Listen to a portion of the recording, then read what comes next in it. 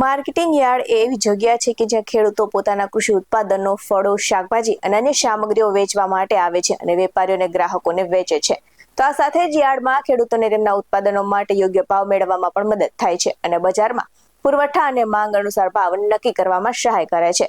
તો બજાર ભાવની જાણકારી ખેડૂત અને વેપારીઓ બંને માટે મહત્વપૂર્ણ સાબિત થાય છે, કારણ કે વેચાણના યોગ્ય સમય અને યોગ્ય કિંમતની પસંદગી કરવામાં મદદ થાય છે. ત્યારે ખેડૂતોને રાજકોટ માર્કેટિંગ યાર્ડમાં શું ભાવ મળી રહ્યા છે અને કેટલી આવક નોંધાઈ રહી છે, ચાલો જાણીએ. નમસ્કાર દર્શક મિત્રો, BS9 TV ન્યૂઝમાં આપણી સાથે હું છું નેહા પટેલ.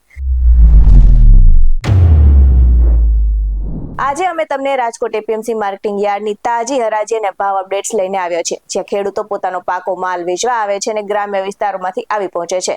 તૈપ, કપાસ, ઘઉં, ચણા, શાકભાજી અને વિવિધ તેલીબિયાના પાકોની હરાજી જોવા મળી રહી છે. તો ખેડૂતોને પારદર્શક રીતે ભાવ મળી રહે છે. ત્યારે ચાલો જાણીએ કે આજના દિવસે ખેડૂતોને કયા પાકો માટે કેટલી આવક નોંધાઈ રહી છે અને કયા ભાવો યાર્ડમાં વેપાર થયો છે. તો આજે યાર્ડમાં કપાસની 3000 ક્વિન્ટલ આવક નોંધાઈ હતી અને ખેડૂતોને કપાસનો મણ દીઠ ભાવ 1300 થી 1567 રૂપિયા મળ્યો હતો. તો આ સાથે જ યાર્ડમાં ટુકડા ઘઉંની પણ આવક જોવા મળી હતી અને ટુકડા ઘઉંનો મણ દીઠ ભાવ 502 થી 651 રૂપિયા રહ્યો હતો.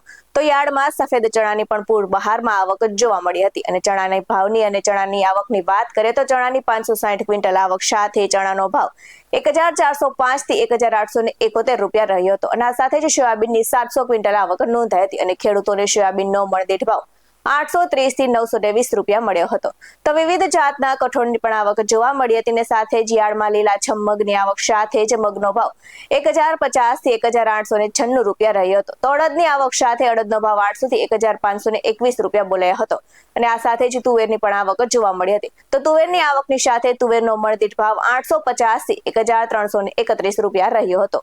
તો આ સાથે જ વિવિધ જાતના જીરું, વરિયાળી સહિતના મરચા સહિતના મરી મસાલાની પણ આવક જોવા મળી હતી અને યાર્ડમાં ધાણાની આવક સાથે ધાણાનો મણ દીઠ ભાવ 1450 થી 1875 રૂપિયા રહ્યો. આ સાથે જ સફેદ સોનું એટલે કે લસણની પણ આવક જોવા મળી હતી. તો આ સાથે જ લસણના મણ દીઠ ભાવ 1340 થી 1900 રૂપિયા બોલાયા હતા. આ સાથે જ મેથીની પણ આવક જોવા મળી હતી અને મેથીનો મણ દીઠ ભાવ 925 થી 1370 રૂપિયા બોલાયો હતો.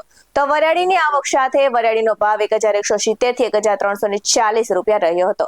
આ સાથે જ યાર્ડમાં કોબીજ, રીંગણ, મરચા, મૂળા સહિતના શાકભાજી અને કંદમૂળ તેમજ વેલા પર થતા શાકભાજી અને પાંદડાવાળા લીલા શાકભાજીની પણ આવક જોવા મળી હતી.